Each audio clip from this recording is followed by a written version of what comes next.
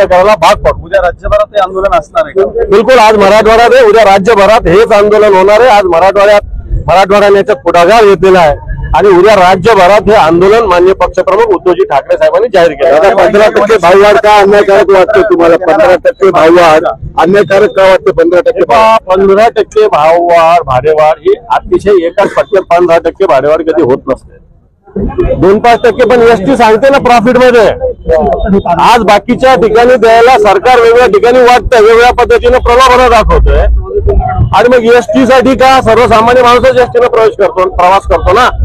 त्याच्यात काय मोठे उद्योजक प्रवास करतात, मोठे अधिकारी प्रवास करतात, सर्वसामान्य माणूस या एसटीने प्रवास करतो आणि म्हणून त्याला भाडेवाढ त्याला सोसणारी नाहीये आणि म्हणून ही भाडेवाढ रद्द केली पाहिजे।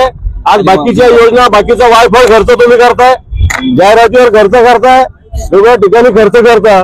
मला असं वाटतं एसटीची भाडेवाढ रद्द करणं हे योग्य होईल, नाही तर ही सर्वसामान्य प्रवाशांना हेच मी माननीय परिवहन मंत्र्यांचं वक्तव्य ऐकलं, त्यांनी सांगितलं की मलाच माहिती नाही भाडेवाढ कोणी केली। मग ताळमेळ सरकारमध्येच नाहीये, अजित पवारही भाडेवाढ अन्यायकारक असल्याचं मग त्यांनी ते अर्थमंत्री त्यांनी रद्द करावी।